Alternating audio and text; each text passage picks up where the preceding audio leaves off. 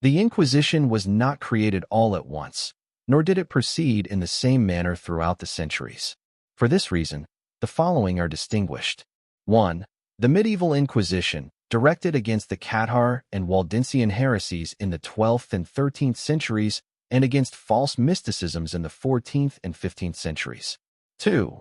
The Spanish Inquisition, instituted in 1478 at the initiative of King Ferdinand and Queen Isabella, aimed principally at Jews and Muslims. It became a powerful instrument of the absolutism of the Spanish monarchs until the 19th century, to the point that it can scarcely be considered an ecclesiastical institution. Not infrequently, the Spanish Inquisition acted independently of Rome, resisting the intervention of the Holy See, because the King of Spain opposed it. 3. The Roman Inquisition, also called the Holy Office, instituted in 1542 by Pope Paul III, in view of the rise of Protestantism. Despite their particular modalities, the medieval and the Roman Inquisitions were driven by characteristic principles and mentality. We shall proceed to examine this mentality and the procedures of such an institution, especially as they are transmitted to us by medieval documents. Antecedents of the Inquisition against the heretics. The early church applied spiritual penalties, especially excommunication. It did not think of using brute force. When, however, the Roman emperor became Christian, the situation of heretics changed.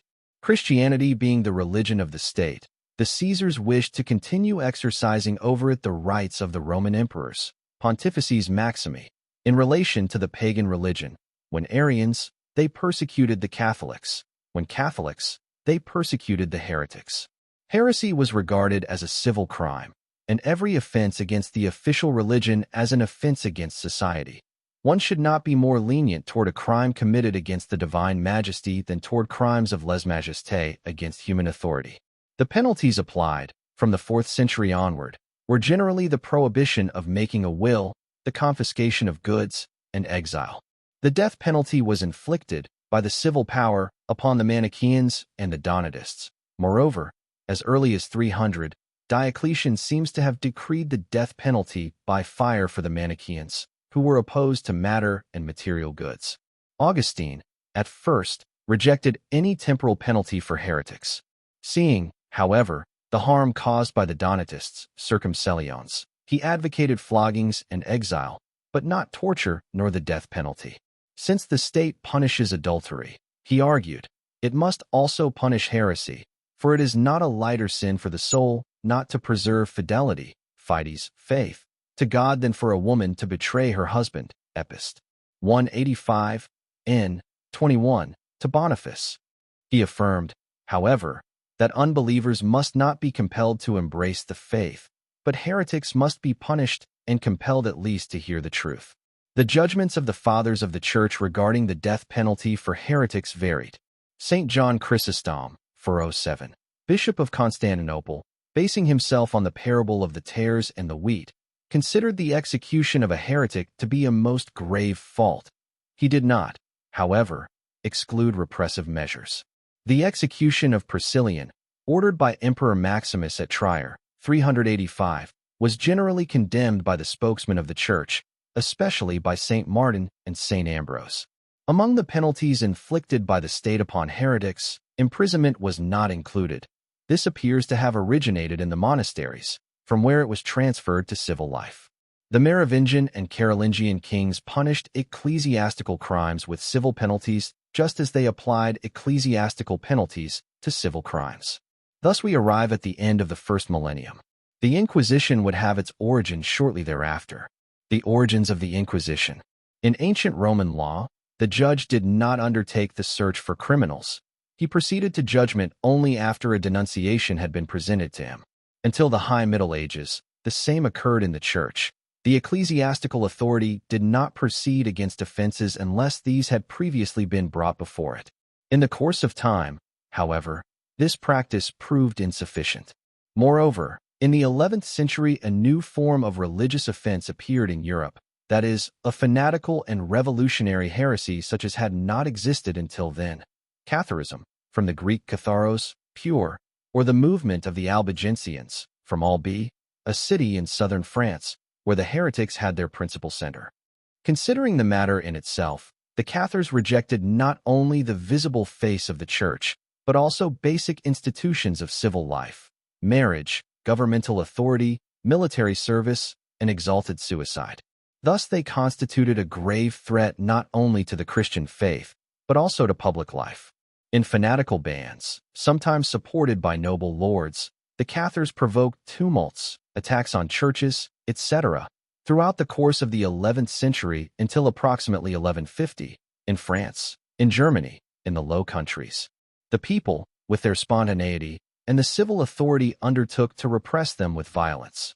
Not infrequently the royal power of France, on its own initiative and against the will of the bishops, condemned Albigensian preachers to death, since they undermined the foundations of the established order. This occurred, for example, in Orleans, 1017, where King Robert, informed of an outbreak of heresy in the city, appeared personally, examined the heretics, and ordered them to be cast into the fire. The cause of civilization and of public order was identified with the faith.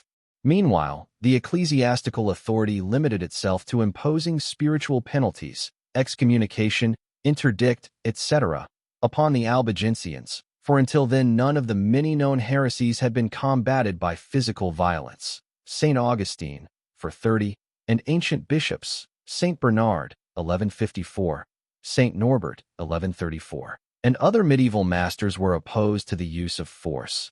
Let heretics be won over not by arms, but by arguments, admonished St. Bernard, in Cant. Serm. 64.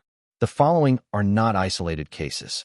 In 1144, in the city of Lyon, the people wished to punish violently a group of innovators who had introduced themselves there. The clergy, however, saved them, desiring their conversion and not their death. In 1077, a heretic professed his errors before the Bishop of Cambrai. The crowd of common people then rushed upon him, without awaiting judgment, shutting him in a hut, to which they set fire. Nevertheless, in the middle of the 12th century, the apparent indifference of the clergy proved unsustainable. The magistrates and the people demanded more direct collaboration in the repression of Catharism. Very significant, for example, is the following episode. Pope Alexander III, in 1162, wrote to the Archbishop of Reims and to the Count of Flanders, in whose territory the Cathars were causing disorders. It is better to absolve the guilty than, through excessive severity, to attack the life of the innocent. Mildness is more fitting for men of the Church than harshness. Do not wish to be too just, noli nimium esse iestis. Informed of this pontifical admonition, King Louis VII of France, brother of the said archbishop, sent the Pope a document in which discontent and respect were expressed simultaneously. May your prudence give most particular attention to this plague, heresy, and suppress it before it can grow. I beseech you, for the good of the Christian faith, grant all powers in this matter to the Archbishop of Reims. He will destroy those who thus rise up against God. His just severity will be praised by all those in this land who are animated by true piety. If you proceed otherwise, the complaints will not easily be calmed, and you will unleash against the Roman Church the violent recriminations of public opinion. Martin, Amplissima Collectio 2638s. The consequences of this epistolary exchange were not long in coming. The Regional Council of Tours in 1163, taking repressive measures against heresy, ordered that its secret groups be inquired into, sought out. Finally, the Assembly of Verona, Italy, at which Pope Lucius III, Emperor Frederick Barbarossa, numerous bishops, prelates, and princes were present, issued in 1184 a decree of great importance. The ecclesiastical and the civil powers, which until then had acted independently of one another, the former imposing spiritual penalties, the latter resorting to physical force, were to combine their efforts in view of more efficient results. Heretics were henceforth not only to be punished, but also to be sought out, inquired into. Each bishop was to inspect, personally or through trustworthy persons, once or twice a year, the suspect parishes. The counts, barons, and other civil authorities were to assist them under penalty of losing their offices or of seeing interdict placed upon their lands.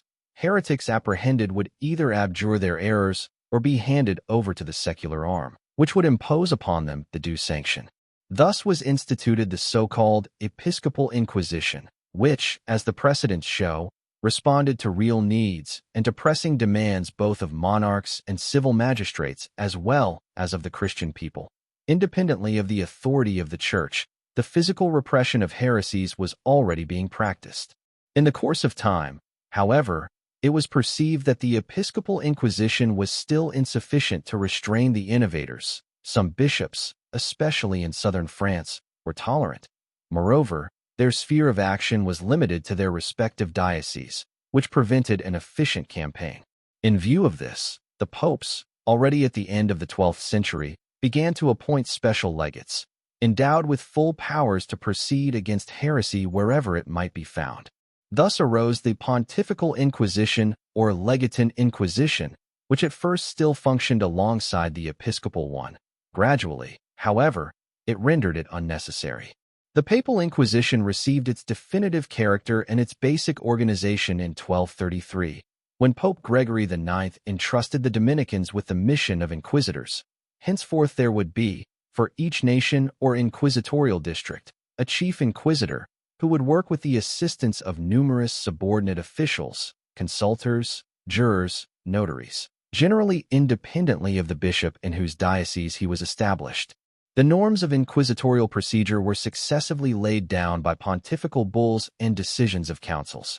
Meanwhile, the civil authority continued to act, with surprising zeal, against the sectarians.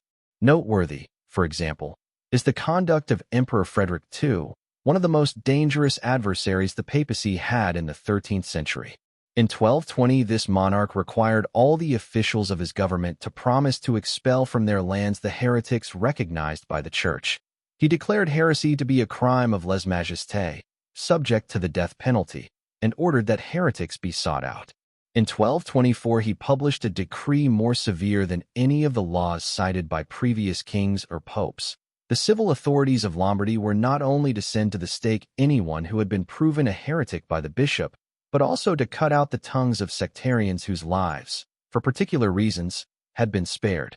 It is possible that Frederick II pursued his own interests in the campaign against heresy. The confiscated goods would accrue to the benefit of the crown. No less typical is the attitude of Henry II, King of England. Having entered into conflict with Archbishop Thomas Becket, Primate of Canterbury, and with Pope Alexander III, he was excommunicated. Nevertheless, he showed himself to be one of the most ardent repressors of heresy in his realm. In 1185, for example, some heretics from Flanders having taken refuge in England, the monarch ordered them to be arrested, branded on the forehead with a red-hot iron, and exposed, thus disfigured, to the people. Moreover, he forbade his subjects to give them shelter or to render them the slightest service. These two episodes, which are not unique of their kind, clearly show that violent action against heretics, far from having always been inspired by the supreme authority of the Church, was not infrequently unleashed independently of it, by powers that were in conflict with the Church itself. The Inquisition, throughout its history, suffered from this usurpation of rights or from the excessive interference of civil authorities in matters that primarily pertain to the ecclesiastical forum. In summary, the following may be said. The Church, in its first 11 centuries, did not apply temporal penalties to heretics, but resorted to spiritual ones, excommunication, interdict, suspension. Only in the 12th century did it begin to subject heretics to corporal punishments. And why? The heresies that arose in the 11th century, those of the Cathars and Waldensians, ceased to be problems of school or academy, becoming anarchic social movements that opposed the established order and convulsed the masses with raids and pillaging. Thus, they became a public danger. Christianity was the patrimony of society, similar to what homeland and family are today. It appeared as the necessary bond among citizens or the great good of peoples. Consequently, heresies, especially the turbulent ones, were regarded as social crimes of exceptional gravity that it is not. Therefore, surprising that the two authorities, civil and ecclesiastical, finally entered into agreement to apply to heretics the penalties reserved by the legislation of the time for major crimes. The Church was led to this, departing from its former position, by the insistence exerted upon it not only by hostile monarchs such as Henry II of England and Frederick Barbarossa of Germany, but also by pious kings faithful to the Pope, such as Louis VII of France. Moreover, the Inquisition was practiced by the civil authority even before it was regulated by ecclesiastical provisions. Many times the civil power prevailed over the ecclesiastical in the pursuit of its political adversaries. According to the categories of the time, the Inquisition was a progress for the better in relation to the former state of affairs, in which populations took justice into their own hands. It is noteworthy that none of the medieval saints, not even Saint Francis of Assisi, regarded as a symbol of meekness, raised his voice against the Inquisition, although they knew how to protest against what seemed to them to depart from the ideal in the Church. Procedures of the Inquisition. The tactics employed by the inquisitors are known to us today, since manuals of practical instructions delivered for the use of the said officials have still been preserved. Whoever reads such texts verifies that the authorities aimed at making the inquisitorial judges authentic representatives of justice and of the cause of good. Bernard of Gouay, 14th century, for example, regarded as one of the most severe inquisitors, gave the following norms to his colleagues. The inquisitor must be diligent and fervent in his zeal for religious truth, for the salvation of souls, and for the extirpation of heresies.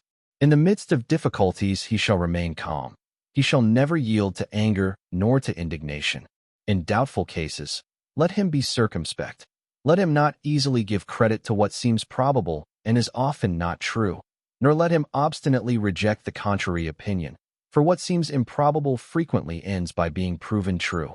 Let the love of truth and the piety that ought to dwell in the heart of a judge shine in his eyes, so that his decisions may never appear to be dictated by cupidity and cruelty. Practica 6p edition Dewey's 232s. Since such instructions are found more than once in the archives of the Inquisition, could one not believe that the proclaimed ideal of the inquisitorial judge, at once equitable and good, was realized more frequently than is commonly thought? One must not forget, however, as will be stated more explicitly below, that the categories by which justice was affirmed in the Middle Ages were not exactly those of the modern era. Moreover, it must be taken into account that the role of the judge, always difficult, was particularly arduous in cases of the Inquisition. The people and the civil authorities were deeply interested in the outcome of the trials. Thus, not infrequently, they exerted pressure to obtain a sentence more favorable to their whims or temporal interests. At times, the obsessed population anxiously awaited the day when the judge's veredictum would hand over the proven heretics to the secular arm. In such circumstances, it was not easy for judges to maintain the desirable serenity. Among the tactics adopted by the inquisitors, torture and the handing over to the secular power, death penalty, deserve particular attention. Torture was in use among the pre-Christian Greeks and Romans who wished to compel a slave to confess his crime. Certain Germanic peoples also practiced it. In 866, however, addressing the Bulgarians, Pope Nicholas I formally condemned it. Nevertheless, torture was again adopted by the civil tribunals of the Middle Ages at the beginning of the 12th century, given the revival of Roman law. In inquisitorial proceedings, Pope Innocent IV eventually introduced it in 1252, with the clause, "Let there be no mutilation of limbs nor danger of death for the accused." The pontiff, in permitting such practice, said he was conforming to the customs prevailing in his time.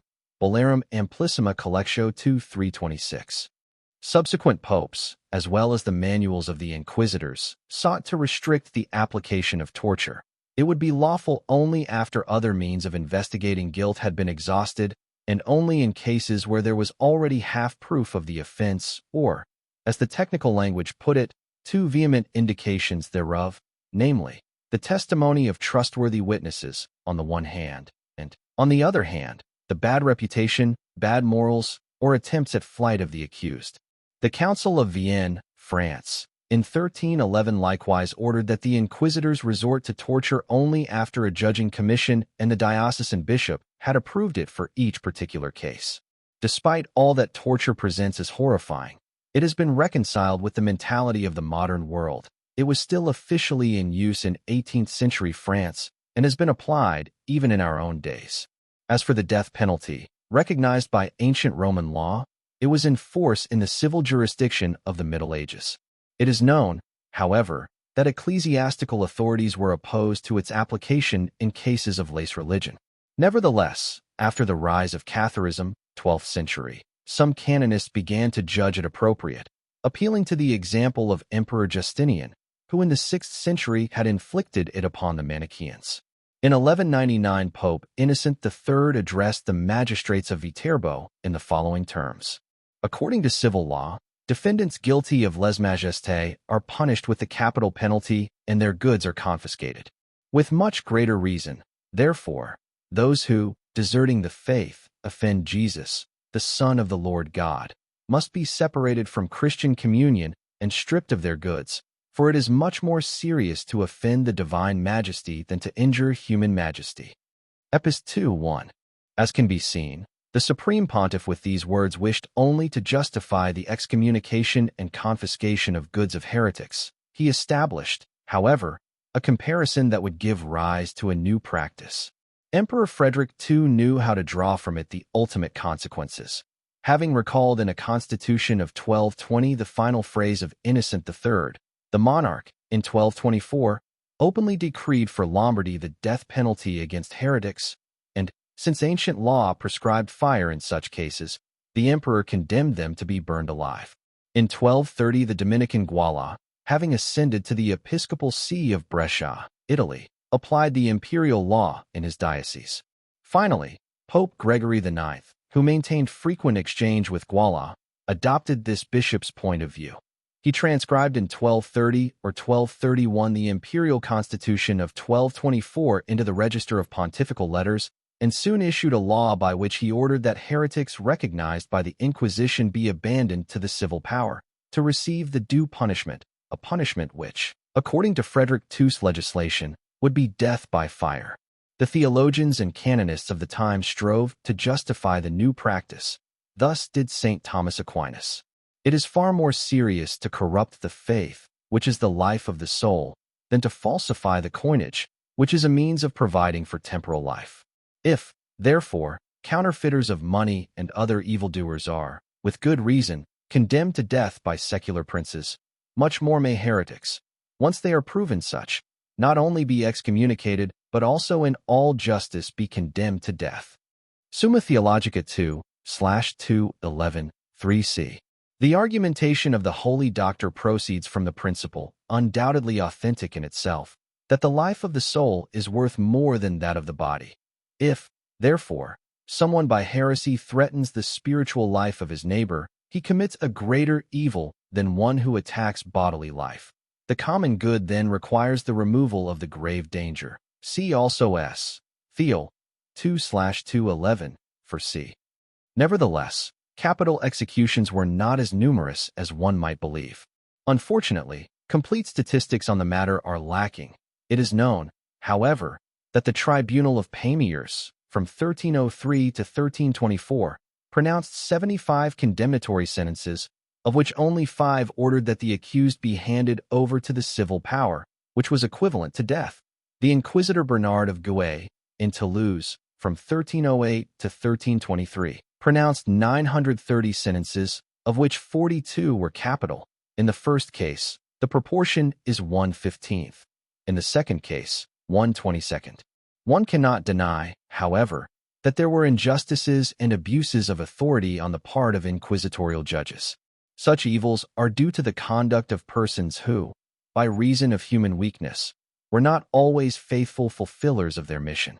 The inquisitors worked at distances more or less considerable from Rome, at a time when, given the precariousness of postal services and communications, they could not be assiduously supervised by the supreme authority of the Church. The latter, however, did not fail to censure them duly when it received news of some abuse verified in this or that region. Famous, for example, is the case of Robert the Buger, chief inquisitor of France in the 13th century. Pope Gregory IX at first highly congratulated him for his zeal. Robert, however, having formerly adhered to heresy, showed himself excessively violent in repressing it. Informed of the excesses committed by the inquisitor, the Pope removed him from his functions and had him imprisoned. Innocent IV, the same pontiff who permitted torture in inquisitorial proceedings, and Alexander IV, respectively in 1246 and 1256, ordered the provincial and general fathers of the Dominicans and Franciscans to depose the inquisitors of their order, who became notorious for their cruelty. Pope Boniface VIII, 1294–1303, famous for the tenacity and intransigence of his attitudes, was one of those who most repressed the excesses of the inquisitors, ordering that sentences pronounced by them be examined or simply annulled. The Regional Council of Narbonne, France, in 1243 promulgated 29 articles aimed at preventing abuses of power. Among other norms, it prescribed to the inquisitors that they pronounce a condemnatory sentence only in cases where they had securely ascertained some fault, for it is better to leave a guilty person unpunished than to condemn an innocent one. Canon 23. Addressing Emperor Frederick II, pioneer of inquisitorial methods, Pope Gregory IX on July 15, 1233 reminded him that the weapon wielded by the emperor ought not to serve to satisfy his personal resentments, with great scandal to the populations, to the detriment of truth and of imperial dignity. EP Seek. 13–538–550. Evaluation. Let us now attempt to formulate a judgment on the medieval Inquisition. It is not necessary for a Catholic to justify everything that was done in its name. It is necessary, however, that the intentions and the mentality that moved the ecclesiastical authority to institute the Inquisition be understood. These intentions, within the framework of medieval thought, were legitimate and, one might even say, must have appeared to medieval men as inspired by holy zeal. The factors that decisively influenced the rise and development of the Inquisition may be reduced to four. 1. Medieval men had a profound awareness of the value of the soul and of spiritual goods. So great was their love for the faith, the foundation of spiritual life, that the distortion of the faith by heresy was considered one of the greatest crimes a man could commit. Note the texts of St. Thomas and of Emperor Frederick II cited above. This faith was so living and spontaneous that it would hardly have been admitted that someone might deny with good intentions a single article of the creed. 2. The categories of justice in the Middle Ages were somewhat different from ours. There was much more spontaneity, which at times amounted to roughness, in the defense of rights. It may be said that medieval men, in this matter, followed more the rigor of logic than the tenderness of sentiments. Abstract and rigid reasoning in them at times prevailed over psychological sense. In modern times, almost the opposite is verified. Much appeal is made to psychology and sentiment, little adherence to logic. Modern men do not believe much in perennial principles. They tend to judge everything according to relative and relativistic criteria of fashion and subjective preference. 3.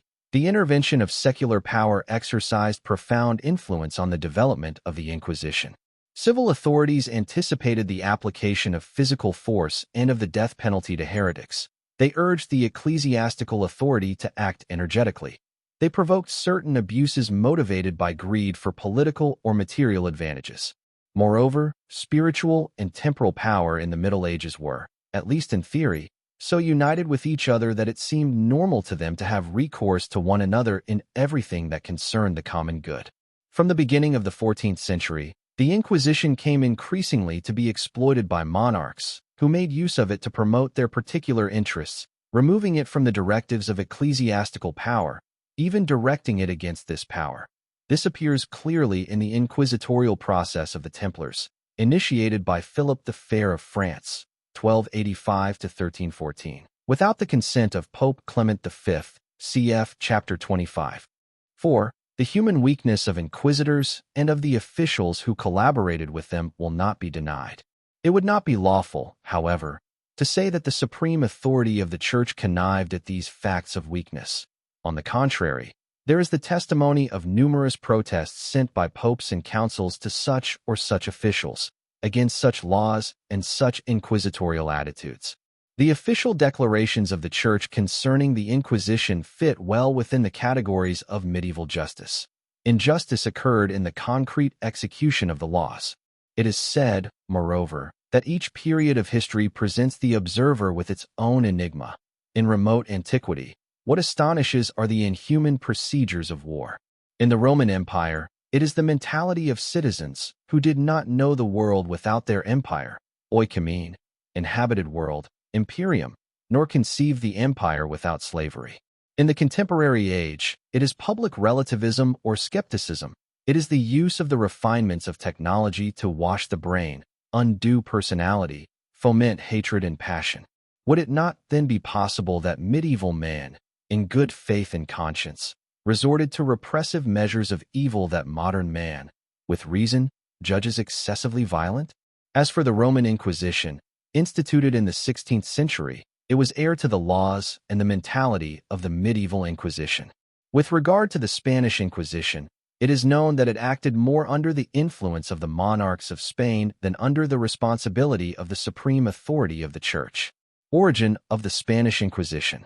King Ferdinand and Queen Isabella, aiming at the full unification of their domains, were aware that there existed an ecclesiastical institution, the Inquisition, originating in the Middle Ages with the purpose of repressing a religious and civil danger of the 11th and 12th centuries, the Cathar or Albigensian heresy. To this danger seemed to resemble the activities of the Marranos, Jews, and Moriscos, Arabs, in 15th century Spain. The medieval Inquisition, which had never been very active in the Iberian Peninsula, was more or less dormant in the second half of the 15th century. It happened, however, that during Holy Week of 1478 a conspiracy of Marranos was discovered in Seville, which greatly exasperated the public. King Ferdinand then remembered to ask the Pope to revive in Spain the ancient Inquisition, and to revive it on new foundations, more promising for the kingdom, entrusting its direction to the Spanish monarch. Sixtus IV, thus solicited, finally resolved to grant Ferdinand's request, to which, after hesitating for some time, Isabella had associated herself. He therefore sent to the kings of Spain the brief of November 19, 1478, by which he conferred full powers upon Ferdinand and Isabella to appoint 2 or 3 inquisitors, archbishops, bishops, or other ecclesiastical dignitaries, commendable for their prudence and their virtues, secular or regular priests, at least 40 years of age, and of irreproachable conduct, masters or bachelors in theology, doctors or licentiates in canon law, who should satisfactorily pass a special examination. Such inquisitors would be charged with proceeding against baptized Jews relapsed into Judaism and against all other persons guilty of apostasy. The Pope delegated to these ecclesiastical officials the necessary jurisdiction to institute proceedings against the accused according to the law and custom. Moreover, he authorized the Spanish sovereigns to depose such inquisitors and appoint others in their place, should this be opportune. L. Pastor, Histoire de Papes 4370. It should be carefully noted that, according to this edict, the Inquisition would extend its action only to baptized Christians, not to Jews who had never belonged to the Church. The institution was therefore conceived as an organ promoting discipline among the children of the Church, not as an instrument of intolerance in regard to non-Christian beliefs. Procedures of the Spanish Inquisition.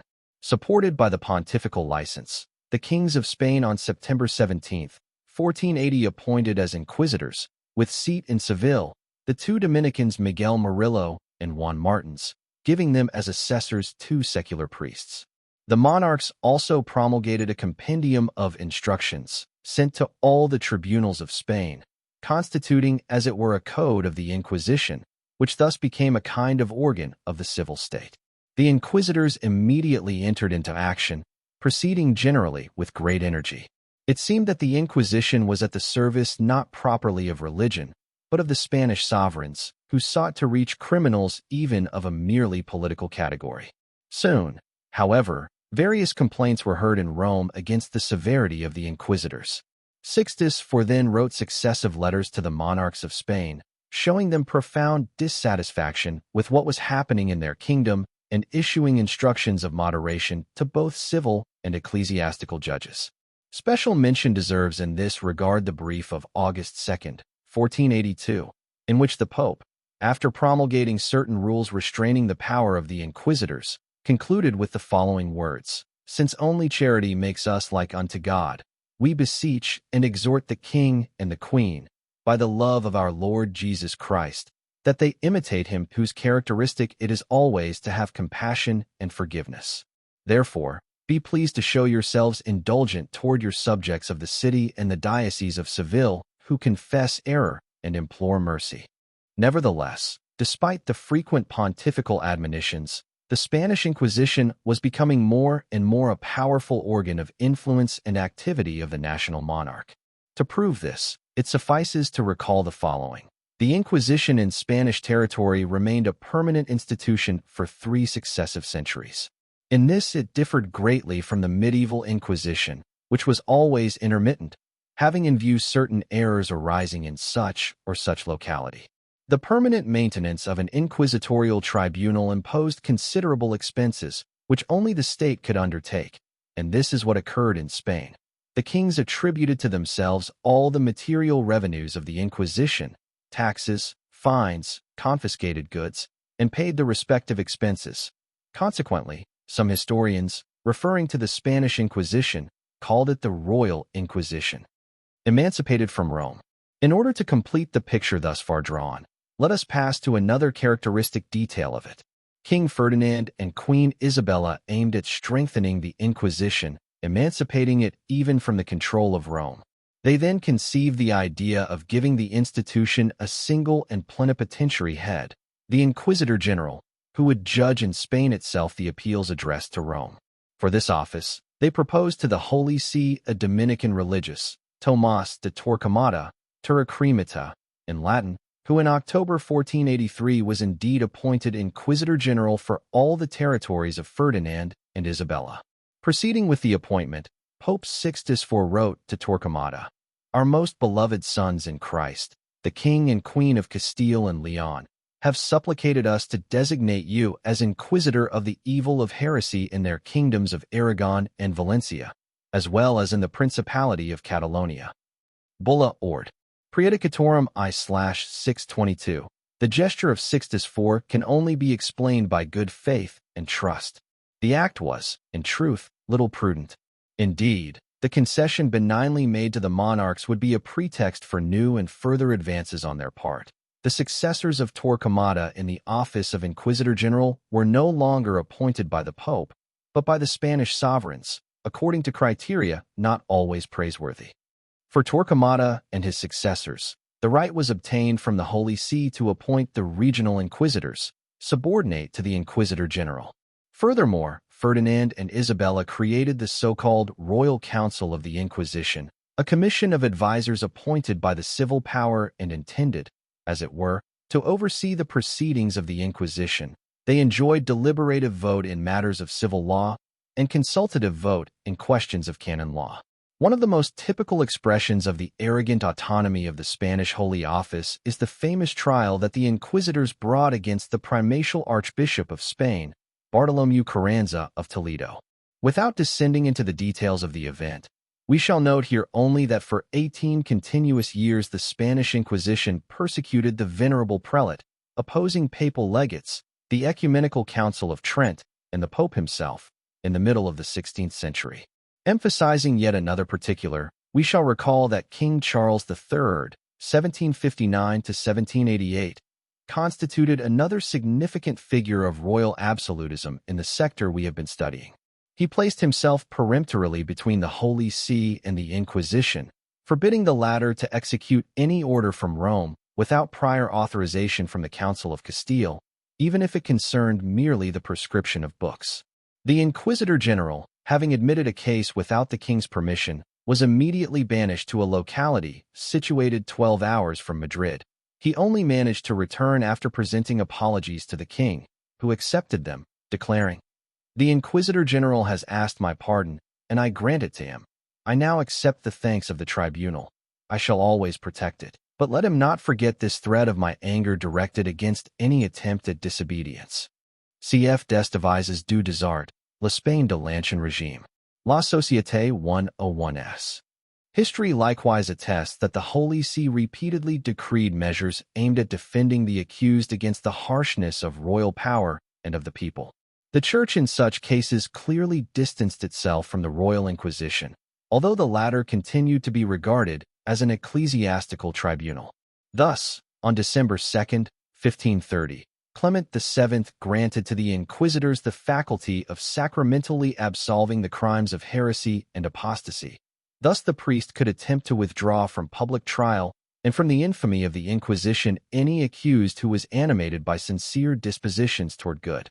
On June 15, 1531, the same Pope Clement VII ordered the inquisitors to undertake the defense of the Moriscos who, crushed by taxes by their respective lords and masters, might conceive hatred against Christianity.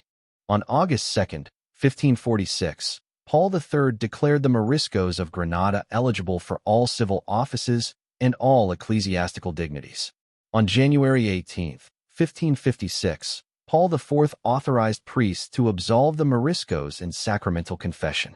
It is understandable that the Spanish Inquisition, increasingly distorted by the sometimes petty interests of temporal sovereigns, could not fail to fall into decline. This indeed occurred in the 18th and 19th centuries. As a consequence of a revolution, Emperor Napoleon I intervened in the government of the nation and abolished the Spanish Inquisition by decree of December 4, 1808. King Ferdinand VII, however, restored it in 1814 in order to punish some of his subjects who had collaborated with Napoleon's regime. Finally, when the people emancipated themselves from the absolutism of Ferdinand VII, re-establishing the liberal regime in the country, one of the first acts of the Cortes of Cádiz was the definitive extinction of the Inquisition in 1820. The measure was, without doubt, more than opportune, for it put an end to a humiliating situation for the Holy Church. Tomás de Torquemada. Tomás de Torquemada was born in Valladolid, or, according to others, in Torquemada, in the year 1420. He became a Dominican religious, exercising for 22 years the office of prior of the convent of Santa Cruz in Segovia. As early as February 11, 1482, he was designated by Sixtus IV to moderate the zeal of the Spanish inquisitors. In the following year, the same pontiff appointed him first inquisitor of all the territories of Ferdinand and Isabella. Extremely austere toward himself, the Dominican friar employed similar severity in his judicial procedures. He divided Spain into 4 inquisitorial sectors, which had as their respective seats the cities of Seville, Córdoba, Jaén, and Villa, Ciudad Real. In 1484 he drafted, for the use of the inquisitors and instruction, a booklet that proposed norms for inquisitorial proceedings, drawing inspiration from procedures already customary in the Middle Ages. This document was completed by 2 others of the same author, which appeared respectively in 1490 and 1498. The rigor of Torquemada was brought to the knowledge of the See of Rome. Pope Alexander VI, as some historical sources state, then thought of removing him from his functions. He may only have refrained from doing so out of deference to the court of Spain.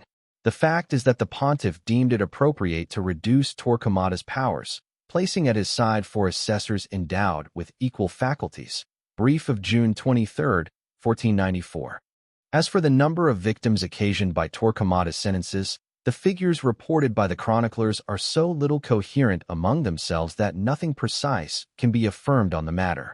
Tomás de Torquemada has remained, for many, the personification of religious intolerance, a man with blood-stained hands. Modern historians, however, recognize exaggeration in this manner of characterizing him. Taking into account Torquemada's personal character, they judge that this religious was moved by sincere love and true faith, whose integrity seemed to him compromised by false Christians, hence the extraordinary zeal with which he proceeded. Torquemada's upright intention may have been translated in an unhappy manner. Moreover, the following episode contributes to unveiling another, less known, trait of the Dominican friar. On a certain occasion, a proposal was brought before the Royal Council of the Inquisition to impose upon Muslims either conversion to Christianity or exile.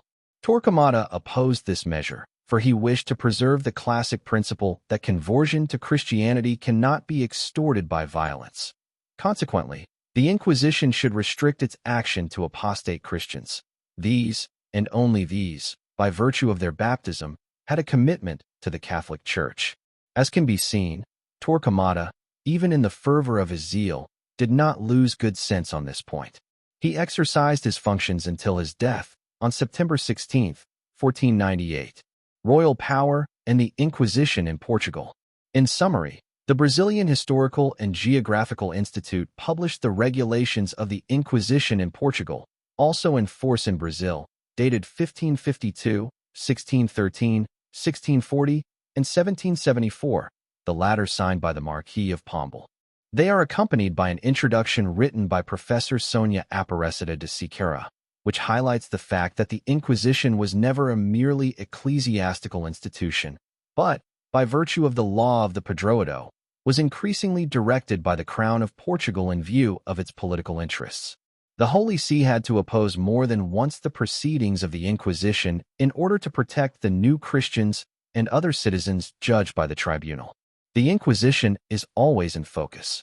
It is a cause of accusations against the Church, often poorly founded or repeated as clichés, without the public having access to the basic documents that guided the Inquisition.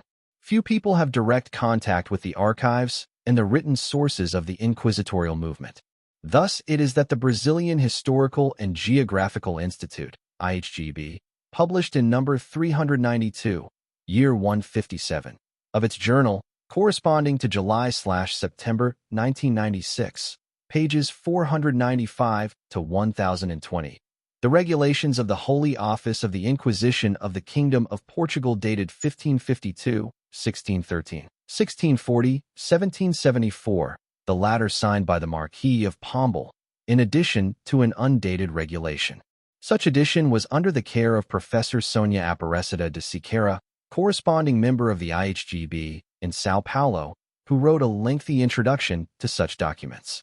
As noted by Professor Arno Welling, president of the IHGB in 1996, Dr. Sônia Aparecida situated the Inquisition and its successive regulations within the different historical moments, underscoring, moreover, the progressive expansion of royal power over the institution, culminating in the sectarian regime.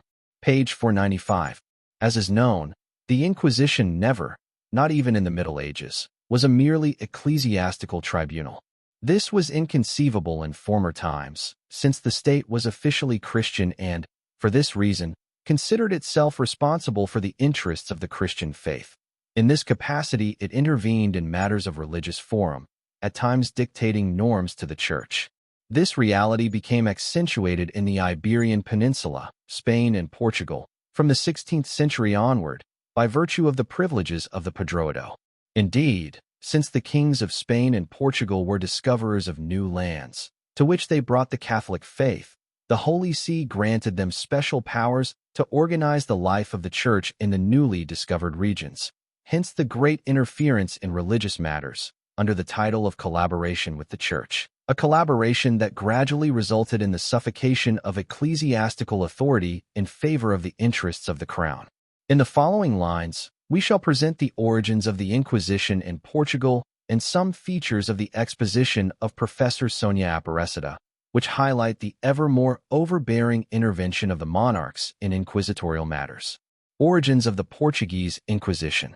King Dom João III of Portugal, 1521–57, desired that the Pope establish the Inquisition in his kingdom, especially with a view to eliminating the Jews not fully converted to Christianity. For 27 years, His Majesty and the Holy See confronted each other, since the king requested powers, in religious matters, that the Pope did not wish to grant him. Thus, according to the monarch, the Inquisitor General would be chosen by the king, as well as the other, subordinate, inquisitors, and the latter could be not only clerics but also lay jurists, who would then have the same jurisdiction as ecclesiastics.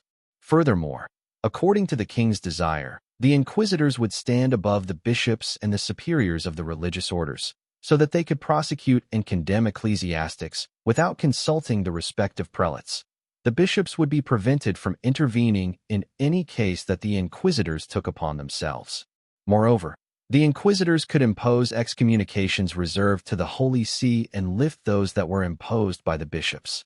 As can be seen, the king thus wished to obtain total control over the bishops and the Church in Portugal.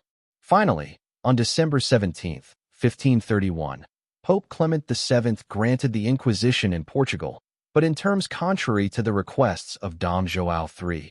Instead of granting the king powers to appoint the inquisitors, the Pope directly appointed a commissioner of the Apostolic See and inquisitor in the Kingdom of Portugal and its dominions. This commissioner could appoint other inquisitors, but his authority was not above that of the bishops, who could also, on their part, investigate heresies. The terms of this bull or concession were never applied in Portugal. The inquisitor appointed, Friar Diogo de Silva, was the king's confessor. He did not accept the office, perhaps under pressure from the monarch. Despite this, amid great popular agitation, inquisitorial tribunals began to function anarchically in some dioceses. Consequently, the Pope suspended the Inquisition and, alleging that the king had deceived him by concealing from him the forced conversion of Jews during the reign of Dom Manuel, 1495 to 1521, ordered amnesty for the Jews and the restitution of confiscated goods. Bull of April 7, 1535. The reasons on which such decisions of Clement VII were based are quite significant. The conversion of unbelieving Jews must be fostered by persuasion and gentleness, of which Christ gave the example, always respecting human free will. The violent or extorted conversion of the Jews under the reign of Dom Manuel was regarded as a feat that should not be reproduced. The Holy See thus sought to defend and protect the new Christians, victims of royal power. Pope Clement VII, who had resisted Dom João III, died in 1534, having as successor Paul III. The king again insisted with the pontiff in order to obtain the type of Inquisition tribunal that met the interests of the crown. He did not obtain it properly, but by bull of May 23, 1536, Paul III re-established the Inquisition in Portugal, appointing 3 inquisitors and authorizing the king to appoint another. Moreover, the pontiff ordered that, for 3 years, the names of the witnesses for the accusation should not be covered by secrecy, and that, for 10 years, the goods of the condemned should not be confiscated. The bishops would have the same faculties as the inquisitors in the investigation of heresies. Through his nuncio in Lisbon, the Pope reserved to himself the right to supervise the execution of the bull, to examine the proceedings whenever he deemed fit, and to decide in the last instance. It is from this bull, May 23, 1536, that the Inquisition in Portugal can be considered established. The king, who was not satisfied with the provisions of the Holy See, began to circumvent them. He wished, above all, to withdraw the Inquisition from the vigilance of the pontiff and, to that end, raised numerous incidents to the point of forcing the departure of the nuncio capodiferro, who had powers to suspend the tribunal if the clauses protecting the new Christians were not respected. Furthermore, he appointed as inquisitor the Infante Dom Henrique, his brother, then Archbishop of Braga, who at 27 years of age did not have the legal age to exercise such functions. Finally, he took advantage of or provoked occasions or pretexts to make the public believe in the bad faith of the converted Jews. New Christians. Thus a placard appeared on the doors of the cathedral and of other churches of Lisbon, announcing the imminent arrival of the Messiah. A tailor from Setúbal presented himself to the public as the Messiah, which was not taken seriously by the population, but it sufficed for the king's agents to carry out great reprisals and attempt to convince Rome of the dangers of Judaism in Portugal. Despite the king's ill will, the Pope insisted on maintaining the Holy Office in Portugal under his control. Reinforcing previous norms, the pontiff issued a new bull on October 12, 1539, which prohibited adducing secret witnesses and granted other guarantees to the accused, among them the right of appeal to the Pope. He also determined that the emoluments of the inquisitors should not be paid from the goods of the prisoners. This bull was also not observed in Portugal. The Pope then resolved to suspend the Inquisition by the brief of September 22, 1544. He took the precaution of having this document published by surprise in Lisbon, secretly brought there by a new nuncio. The king, deeply struck, played his last card. He requested the Pope to revoke the suspension and restore the Inquisition without any limitation, and added the threat: "If your holiness does not provide for this, as you are obliged, and as is expected of you, I shall not be able to refrain from remedying it, trusting that not only will your holiness hold me without fault for what may happen, but also that the princes and the faithful Christians who learn of it will recognize that I am neither the cause nor the occasion of it." Such words contain the threat of formal disobedience to the Pope and of schism in the Church. Dom João III followed the advice that had been given to him by his 2 envoys to the Holy See in 1535.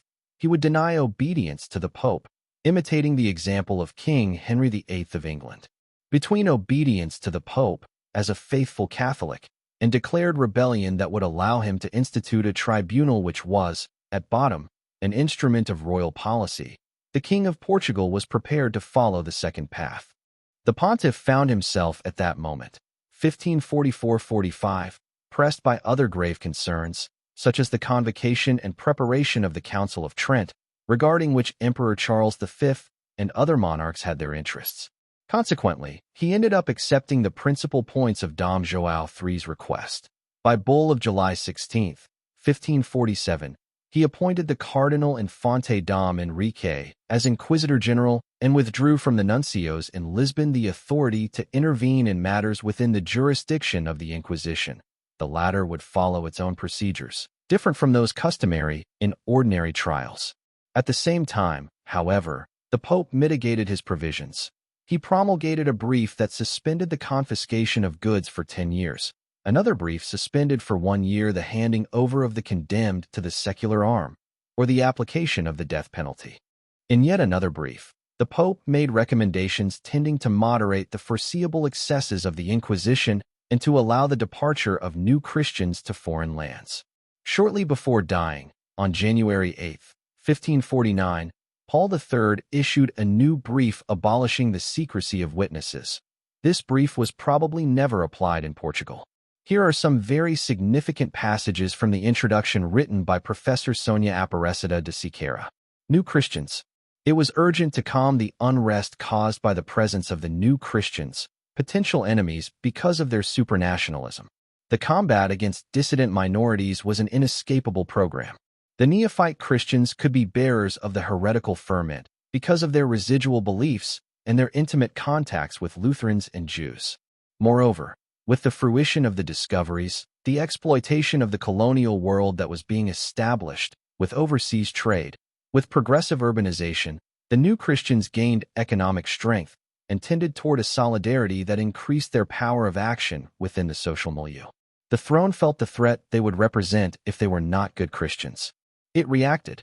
The Inquisition was created and extended over new Christians, old Christians, the people, the hierarchies.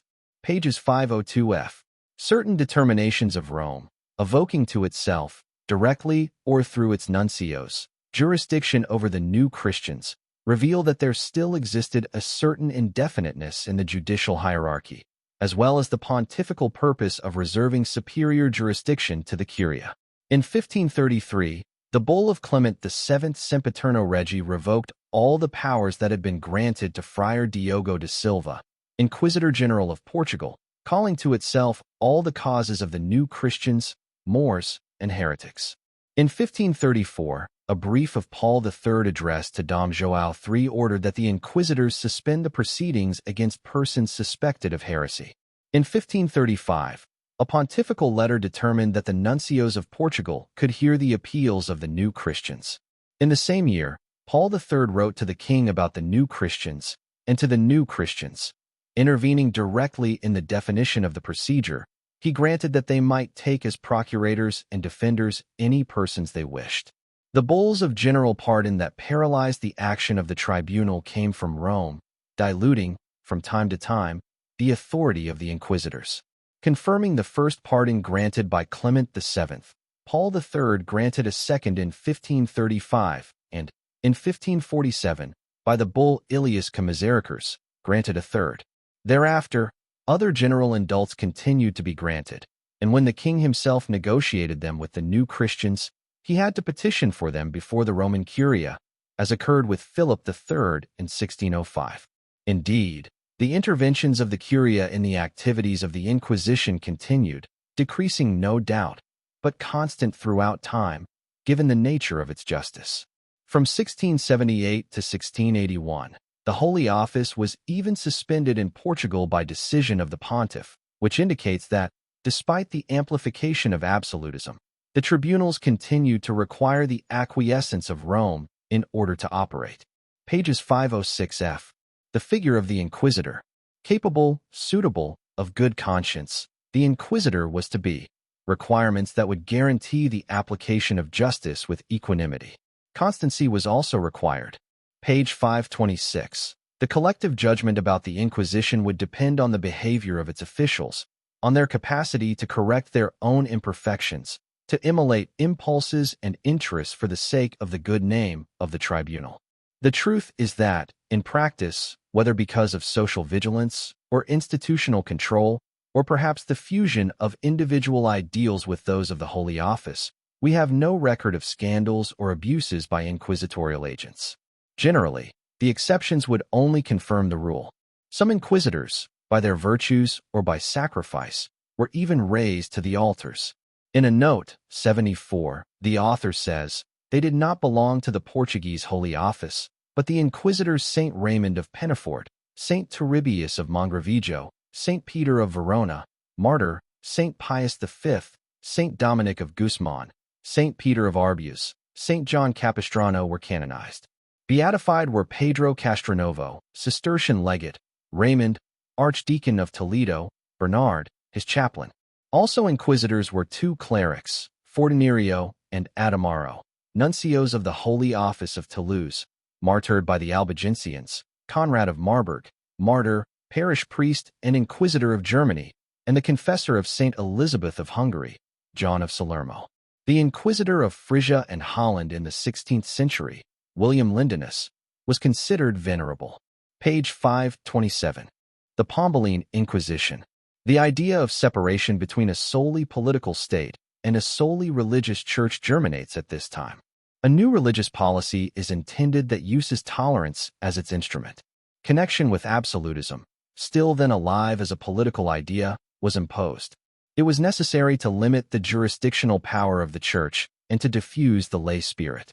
Amid this climate of the intended reforms, the religious question brought into relief the Holy Office, traditional defender of the orthodoxy of beliefs, faithful guardian of the unity of consciences.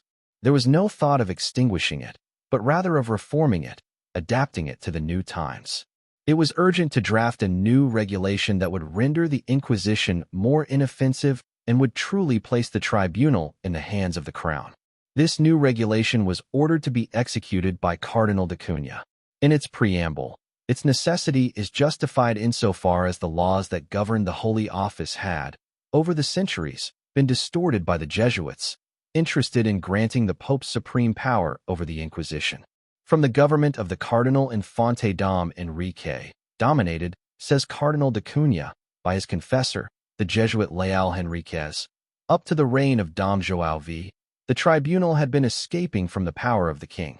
The influence of the company would have reached its maximum under the Inquisitor Dom Pedro de Castillo, who made the legislation more Jesuit than royal. Page 562. The times were different. The state was configured in another manner, defining different functions. Jealous of its power, it refused to share it with any institutions or estates. The necessity of limiting the jurisdictional power of the church was imposed. Thus, the regulation of 1774 aimed at strengthening the power of the crown, invoking the right of the kingdom. Absolutist regalism was established as the ideal of Christian union in the civil order. Page 563. It is important to know the historical data to which the pages of this article refer only in a few brief traits. They contribute to restoring the truth to focus, showing the latent causes of the Inquisition in Portugal, as also in Spain. Scholars cannot fail to express their gratitude to the Brazilian Historical and Geographical Institute for the publication of the work of Professor Sonia Aparecida de Siqueira and of the regulations of the Portuguese Inquisition, which were also in force in colonial Brazil.